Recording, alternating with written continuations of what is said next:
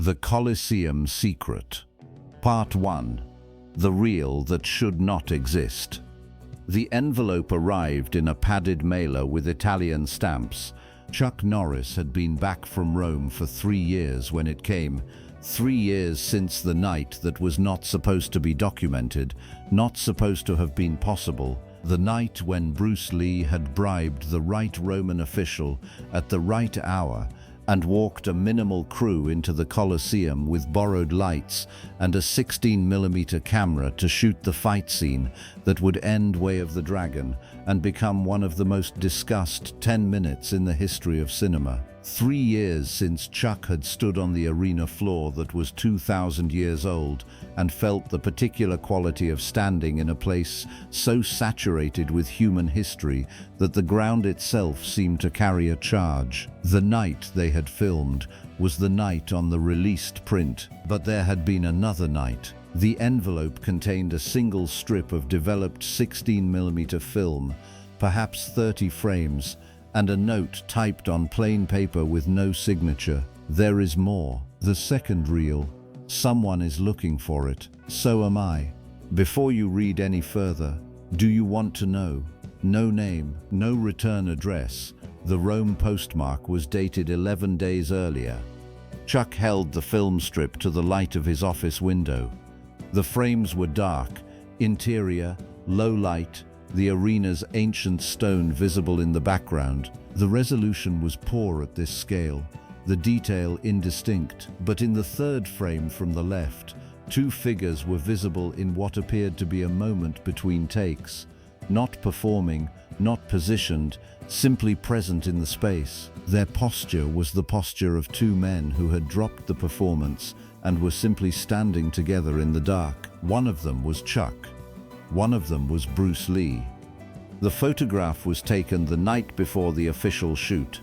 The second night, the one nobody knew about. Chuck set the film strip on his desk. Bruce Lee had been dead for 3 years, dead of a cerebral edema in Hong Kong in July of 1973, at 32 years old, in circumstances that had generated the full spectrum of rumor and speculation that the unexplained death of an icon always produces. The estate was active and protective. The films were generating substantial revenue in posthumous release.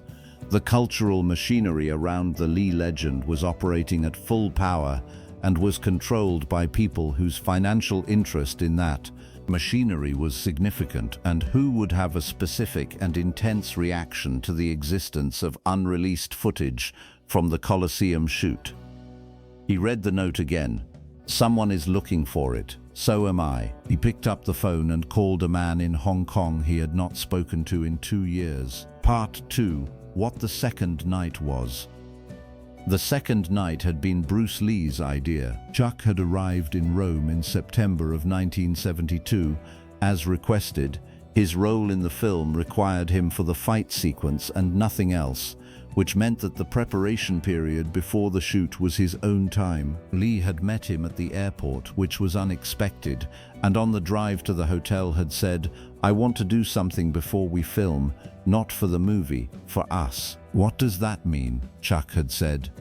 "I want to film us in there without the crew, without the script, without any of it." Lee had looked at him with the particular intensity that was simply his resting expression, the quality of attention that made everyone who met him feel that they were being completely seen.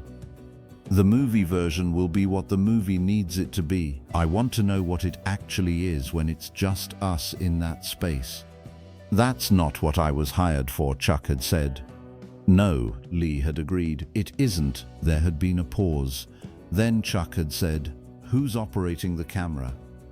The crew that night was 3 people.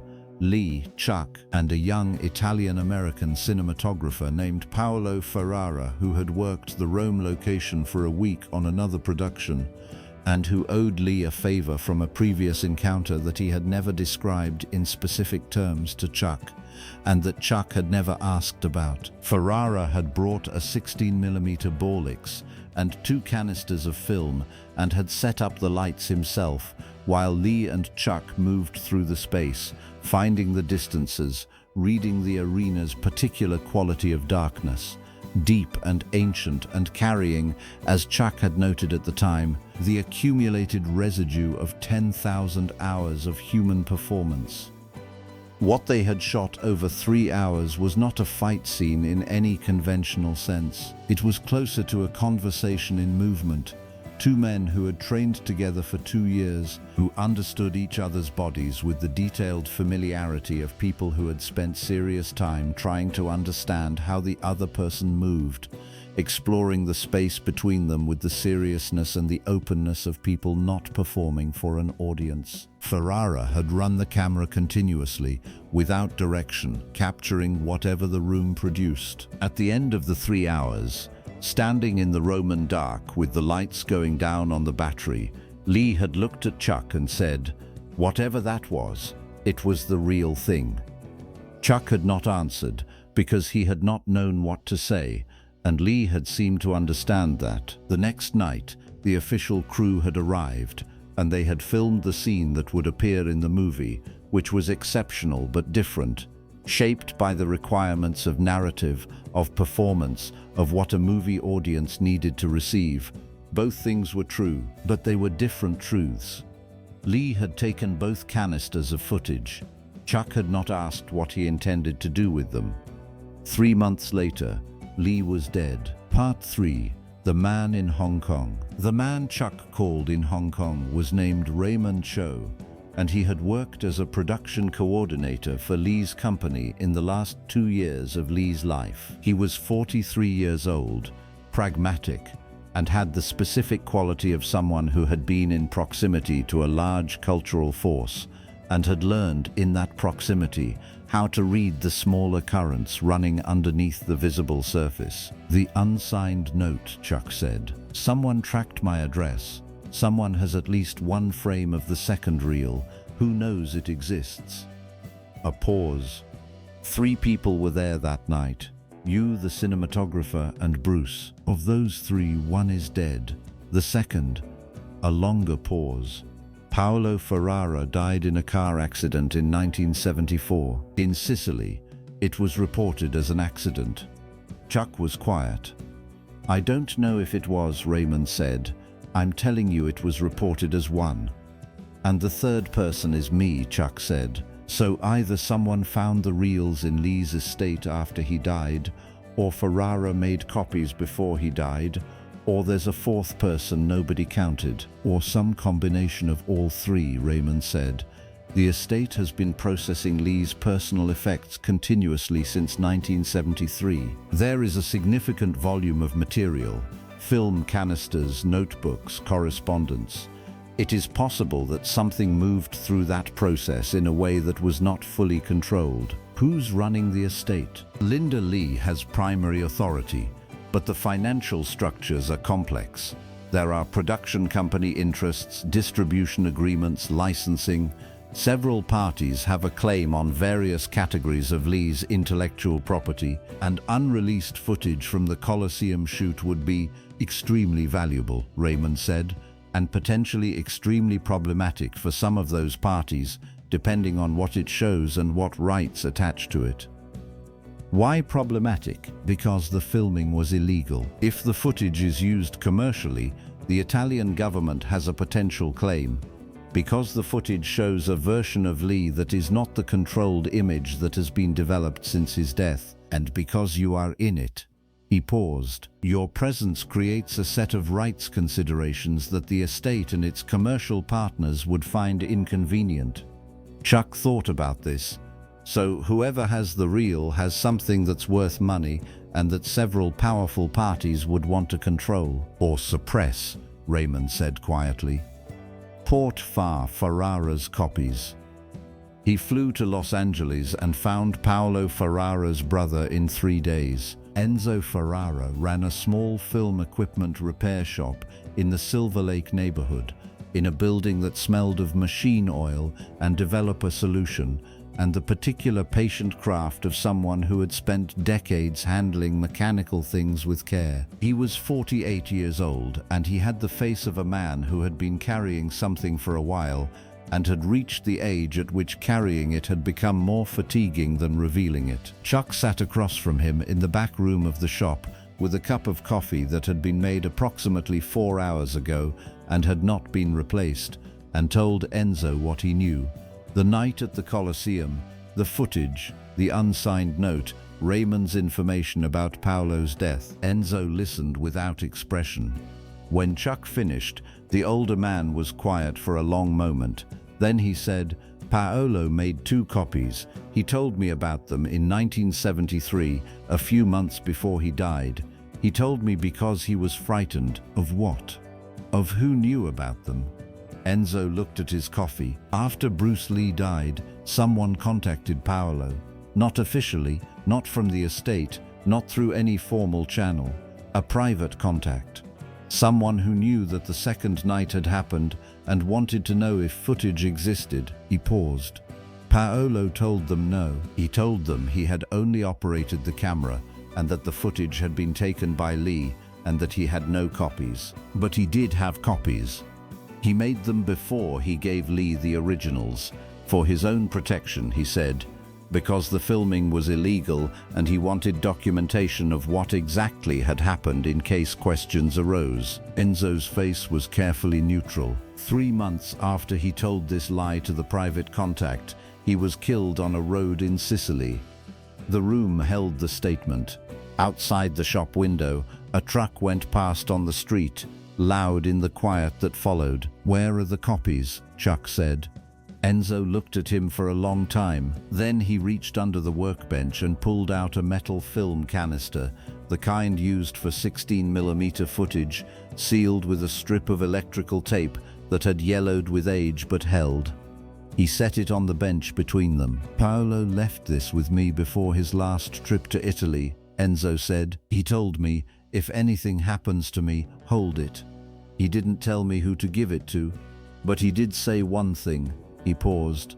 He said that the American in the footage would know what to do with it. Part 5. The private contact. The private contact was not difficult to identify once Chuck had the canister and the time to think about who had the most to lose from the footage's existence. It was not the estate. Linda Lee had no reason to commission an approach that ended in a car accident in Sicily. She had every reason to want the footage found and controlled through proper channels, because suppressed footage of her late husband would always carry the risk of surfacing in a worse context later. The estate's interest was management, not erasure. It was not the Italian government. The Italian government's interest was theoretical and bureaucratic and would not have generated a private contact with a young cinematographer 3 months after Lee's death. The production company interests were more complex.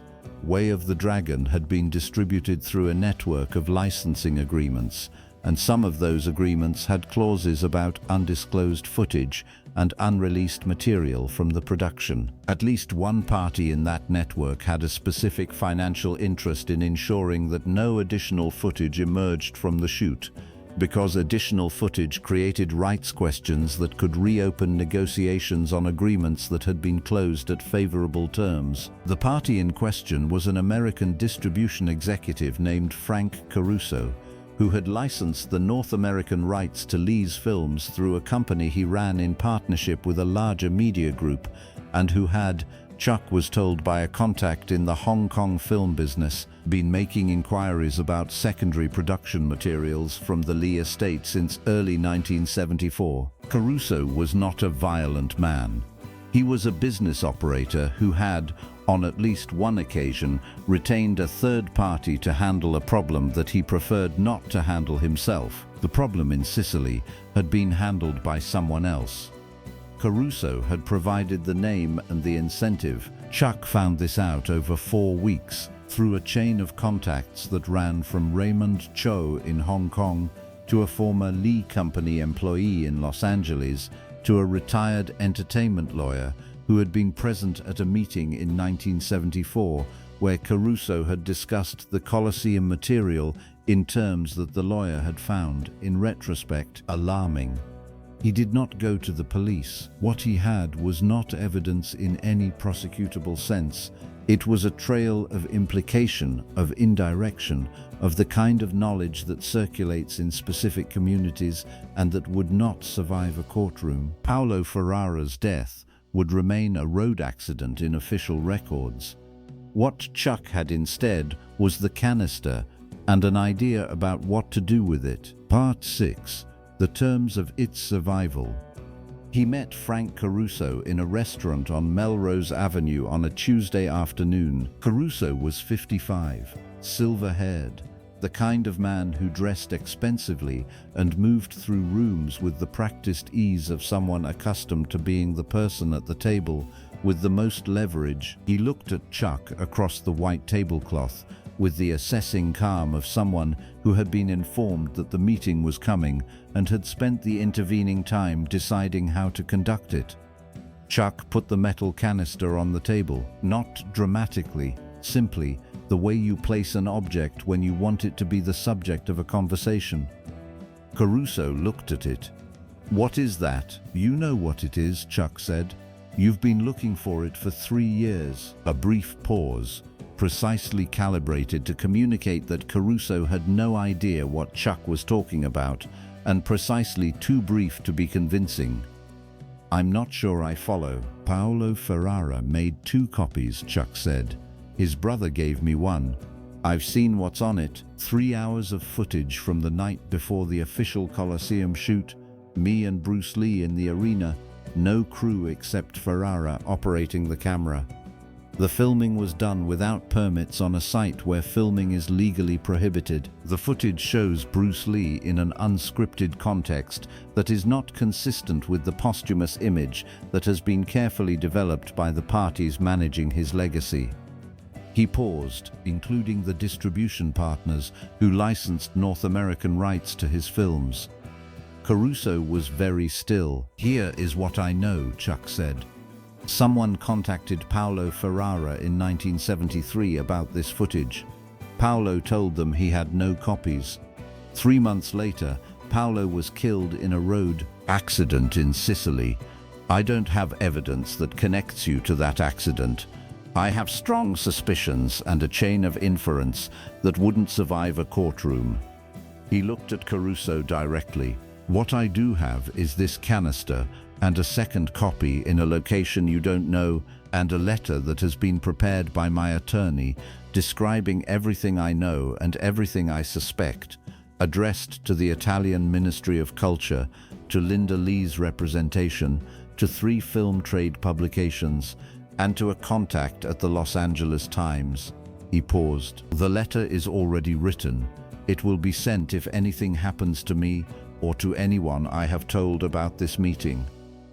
Caruso looked at the canister. "What do you want?" "I want nothing from you," Chuck said. "What I want is for this footage to go where it belongs, to the Lee estate, through proper channels, with full disclosure of what it is. Not for commercial release, that's not my call. For preservation, because it's part of what that night was, and what that night was matters more than what any licensing agreement says about secondary production materials.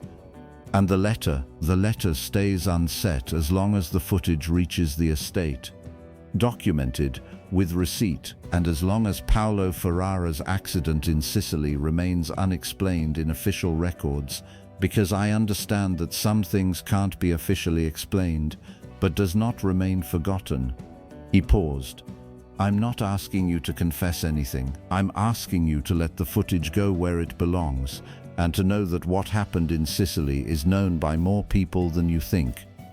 Caruso looked at the canister for a long time. His face showed nothing, which was itself a kind of answer, the face of a man doing a calculation, estimating the cost of various options, arriving at the one that was cheapest. "I had nothing to do with Sicily," he said.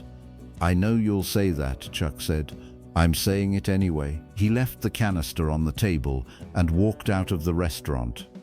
"Oh no, yippee lo Joe," what the footage became. The canister reached Linda Lee's representative 6 weeks later, through intermediaries, with a letter explaining its provenance and nature, not from Chuck, not attributed to Chuck, but from a former production associate who had kept it in safekeeping since Ferrara's death. Chuck had arranged this through Raymond Cho, who had the discretion and the Hong Kong connections to make it happen without generating a paper trail that pointed in any direction that mattered. He never knew what the estate did with the footage.